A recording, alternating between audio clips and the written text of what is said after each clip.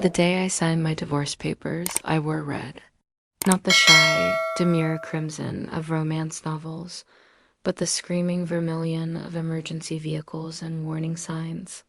Richard's lawyer couldn't stop staring at my dress while we finalized the death of our 5-year marriage in a sterile downtown office that smelled of carpet cleaner and broken promises. "You look celebratory," Richard said, his pen hovering above the signature line. "Do I?" I smiled with all my teeth. The truth was, I felt like I was drowning. Each breath came shallow and insufficient, like trying to sip air through a coffee stirrer. My fingertips left damp prints on the glossy mahogany table as I signed away half a decade of my life with a practiced flourish. The cartographer in me wanted desperately to map this new territory of singlehood at 34, but my internal compass spun wildly, unable to find true north. "Miss Davis?" The lawyer's voice pulled me back. "If you could initial here, in here." Outside, Fort Worth baked under an October sun that refused to acknowledge autumn. Heat radiated from the sidewalk in visible waves as I stepped into my new life. My phone buzzed. Gary, my brother, the only person who hadn't chosen sides in the divorce. "It's done?" he asked. "Free as a divorced bird," I said, my voice embarrassingly close to breaking. "Though I'm not sure what to do with all this freedom." "I'm bringing whiskey and takeout to your place at 7, non-negotiable." I wandered downtown in my red dress, like a splash of blood against the concrete and steel cityscape. 3 couples passed me, hands intertwined, futures aligned. I found myself counting the minutes since I'd been touched with affection, 144,000 approximately. 3 months since Richard moved out, taking half our vinyl collection and all my certainty. Back at my apartment, mine alone now, I spread my current project across the dining table. Maps for the travel magazine's annual special issue. Coastlines and elevation changes. Mountain passes and river bends. I could chart any landscape except the hollow spaces in my chest. My fingers traced the Gulf Coast's curves. The water. There would be cooling now, tourists gone, beaches empty and honest. Maybe I should go. Map something real instead of memories. The doorbell rang at exactly 7. Gary stood there with a bottle of bullet and a bag smelling of garlic and ginger from the Thai place around the corner. "Jesus. Tess, you look like hell in designer clothing," he said, pushing past me into the kitchen. "Red's not your color anymore." It never was. I collapsed onto the sofa while he poured drinks. "Do you think I've made a terrible mistake?" Gary handed me a tumbler with 2 fingers of amber liquid. Which one, the marriage or the divorce? Both. Neither. I swallowed the whiskey too quickly, welcoming the burn. I don't know who I am without him defining me. Bullshit. My brother's voice was gentle despite the word. "You were Tessa Davis before you were Tessa Cook. You've always known exactly who you are." He was wrong. The woman who had gotten married had been confident and directed. The woman sitting in this half-empty apartment was a stranger wearing her skin, trying to remember how to breathe normally. "I found a new assignment for you," Gary said, refilling my glass. "That magazine you work for is partnering with Ellie Gonzalez for their winter feature." The photographer? I vaguely recognized the name. Adventure photographer. "She needs a cartographer for her next expedition." He slid his phone toward me with her portfolio open. "Maybe you need to get lost to find yourself again." I scrolled through images of impossibly beautiful landscapes, each more wild than the last. Something tightened in my chest, longing, maybe, or fear. "I don't do field work," I mumbled. "You didn't do a lot of things before today." Later, after Gary left, I found myself staring at the last text Richard had sent me. 3 weeks ago. "I miss our maps." Not me, our maps. The charts and diagrams we'd created together, the visual record of our relationship. I never responded. I fell asleep on the couch, still in that damn red dress, dreaming of coastlines and compass roses and a woman whose photographs made the world look both dangerous and irresistible. In the morning, my boss called with an assignment that would change everything, though I couldn't have known then that meeting. Ellie Gonzalez would redraw every boundary, I thought. Permanent dot maps don't lie. That's what I've always loved about them. Every elevation line tells the truth about the ground it represents. Every river flows exactly where the blue ink says it will. I wish people were as honest as CARTOGRA my apartment had become. My sanctuary and prison since the divorce. Surrounded by half-empty bookshelves and blank walls where Richard's pretentious art once hung, I'd created a fortress of solitude around my drafting table. I was midway through detailing a topographic map of Big Bend National Park when Vivian, my editor, called. "Tessa, darling, how's the healing heart?" Her voice dripped with the false sympathy people reserve for the recently divorced. "The maps are coming along fine, if that's what you're asking." I tucked the phone against my shoulder, continuing to trace contour lines. Better than fine, I hope. The winter special issue is our biggest seller, and this year we're going all out. She paused dramatically. We've partnered with Ellie Gonzalez. My hand slipped, creating an unwanted ridge in West Texas. The photographer, the Ellie Gonzalez.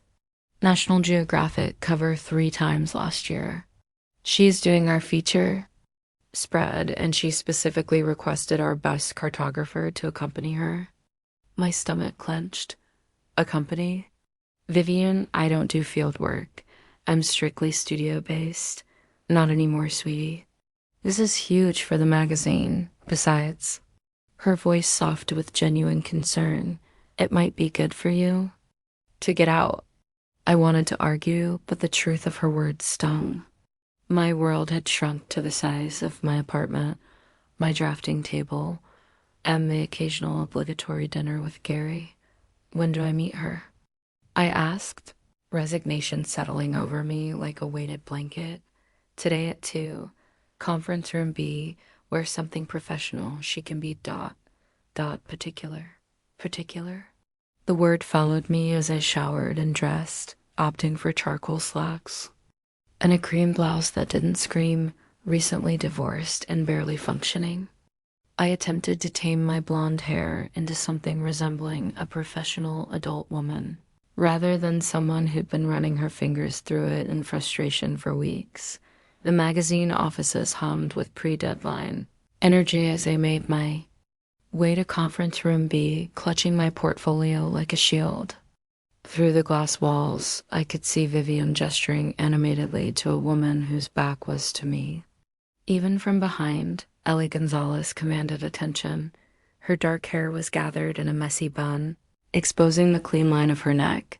She wore hiking boots with tailored pants and a fitted jacket, someone comfortable in boardrooms and mountain ranges alike. When she turned as I entered, I wasn't prepared for the intensity of her green eyes. They assessed me in one swift sweep, professional and impersonal. "You must be the map girl," she said, no hand extended in greeting. "Tessa Davis, senior cartographer." I straightened my spine. "I believe you requested me specifically." "I requested the best." Vivian said that was you. Her voice carried a slight accent I couldn't place. "Let's see what you've got." I spread my portfolio across the conference table, hyper aware of her proximity as she leaned over my work. She smelled like sandalwood and something wild mountain air, perhaps. Her fingers traced my contour lines with surprising gentleness. "These are good. Very precise." She didn't sound impressed, merely stating fact. But how are you in the field when terrain doesn't match expectations? "I don't typically—" "Yes, Vivian mentioned your studio preference." She cut me off with a dismissive wave. "That won't work for this project. I need someone who can adjust on site. The landscape I'm shooting changes constantly. I assure you, I can adapt." The lie slipped out before I could stop it. Anything to wipe that doubtful look from her face. Vivian clapped her hands together. Perfect. You two will leave next Monday for the initial scouting trip, just 4 days to start. 4 days. With this woman who looked at me like I was a potentially defective piece of equipment, I reached for my coffee cup to hide my expression and somehow knocked it over instead, sending dark liquid cascading across the table, directly toward Ellie's expensive-looking camera bag. Shit. I lunged for the bag, grabbing it just as coffee sloshed over the edge of the table. In the process, I knocked into Ellie, pressing against her momentarily before stumbling back. She stared at me, one eyebrow raised, then at my hand clutching her camera bag, coffee dripping from my sleeve. Well, she said slowly, taking the bag from me, at least your reflexes are good. You'll need those in the field. My cheeks burned as Vivian scrambled for paper towels. Ellie unzipped her bag, checking her equipment. Everything okay? I asked, mortified. She looked up, and something shifted in her expression. A microsecond of amusement before her professional mask returned. Just checking if I need to update my insurance policy before traveling with you. As we finalized details for the trip, one thing became clear: Ellie Gonzalez represented everything. I wasn't confident, adventurous, untethered. I'd been mapping other people's journeys from the safety of my drafting table. She'd been living them. When she left, she handed me her card.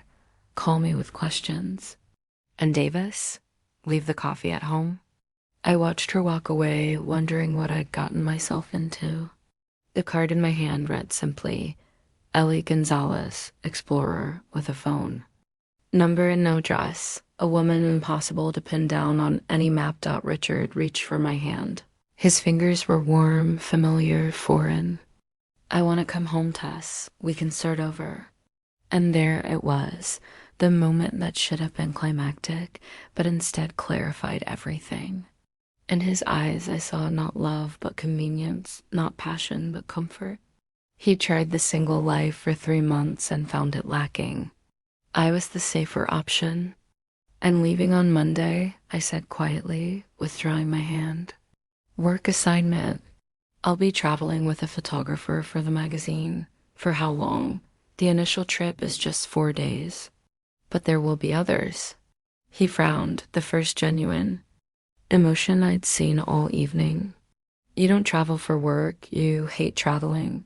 Things change, Richard. People change. I placed my napkin on the table. That's what you never understood. When he dropped me at my apartment, he leaned in for a kiss. I turned my head slightly so his lips grazed my cheek instead. The disappointment in his eyes confirmed what I already knew. Dinner had been a mistake, but a necessary one. Sometimes you need to revisit the past to confirm you've outgrown it. Good night, Richard, I said, stepping out of his car. Call me when you get back. I nodded noncommittally, already thinking about coastal maps and green eyes that evaluated rather than admired. About unknown territories and the possibility of getting truly, wonderfully lost. I've always preferred mapping coastlines to actually walking them. There's something mesmerizing about tracing the jagged edge where land meets water from the safety of my drafting table. The perfect compromise between adventure and security. Yet here I was, boots sinking into wet sand along the Gulf Coast, running away from my problems like some cliche divorcee in a bad novel. After that disaster of a dinner with Richard, I'd called Vivian and requested a few personal days before the assignment with Ellie began. To my surprise, she agreed immediately. Take the rest of the week, darling, but be back Monday sharp. Ellie doesn't tolerate tardiness. I threw some clothes in a bag and drove south, no destination beyond away.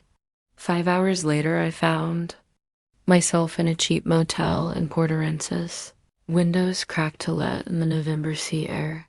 The winter beach was gloriously empty, stripped of summer tourists and pretense. The first morning, I walked for hours in silence, collecting shells and avoiding my own thoughts. By afternoon, I graduated to sitting on driftwood, sketching the shoreline from memory a cartographer's meditation. By the second day, I began to breathe normally again. That evening, as the sun melted into the horizon, painting the sky in violent oranges and pinks, I wandered farther down the beach than I'd ventured before. The wind had picked up, carrying the sharp scent of brine and impending winter. My hair whipped around my face as I hugged my jacket closer. Something glinted in the wet sand ahead, catching the last desperate rays of sunlight. I quickened my pace, curious.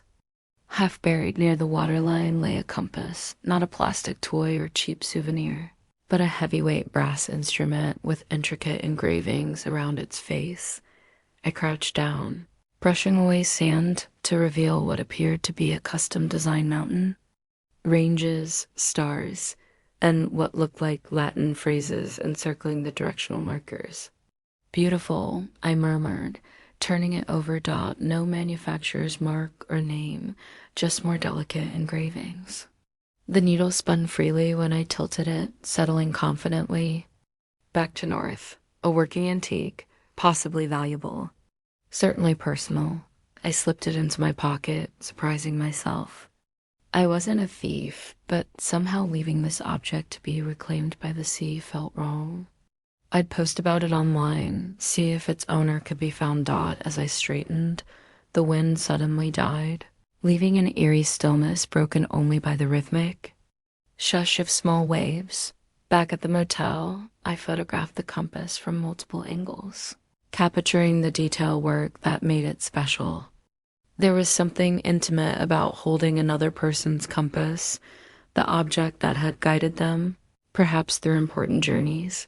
I created a quick post for a lost and found forum, describing where I'd found it and how to contact me. After hitting send, I sat cross-legged on the sagging mattress, handling the compass with increasing fascination. It felt warm against my palm, as if it had absorbed the day's sunlight, or perhaps the body heat of its previous owner. Traced the mountain engravings with my fingertip, wondering what peaks they represented and whether the owner had climbed them. Everyone needs direction, I whispered to the empty room. My own internal compass had been spinning wildly since the divorce, since before that, if I was honest. When had I last felt truly oriented? Not with Richard, certainly. Perhaps not since college, when dreams still seemed possible rather than merely practical. The next morning dawned clear and cold. I bundled up and returned to the beach with the compass in my pocket, its weight oddly comforting. I'd walk one last time before heading back to Fort Worth to prepare for the assignment with Ellie. The beach was empty save for a few dedicated joggers in the distance and shorebirds stalking through the shallows. I walked close to the water's edge, letting the occasional wave wash over my boots. The compass pressed against my thigh through my pocket, like a secret companion. I found a relatively dry piece of driftwood and sat, pulling out my phone to check if anyone had responded to my post. There were several notifications, but before I could read them, a voice called out behind me. "Excuse me?" I turned, shielding my eyes against the glare of morning sun reflecting off the water. A woman was jogging toward me, waving one arm. As she drew closer, my stomach dropped in recognition. Ellie Gonzalez stopped a few feet away, slightly out of breath, her cheeks flushed with exertion or the cold. She wore running tights and a weathered jacket, her dark hair pulled back in a messy ponytail. No makeup, no camera equipment, nothing to suggest the intimidating professional I'd met in conference room B. Davis. She said, surprise evident in her voice. "Tessa Davis?" "Hi," I managed, acutely aware of my wind-tangled hair and the fact that I was wearing the same sweater for the third day straight. She approached cautiously, as if I might bolt like a startled deer. "What are you doing here?" "We don't leave until Monday. I needed some space to think." I stood awkwardly, brushing sand from my jeans. "What's your excuse?" A smile tugged at the corner of her mouth. preparing. I always scout locations before bringing. In a team. This is where we're going?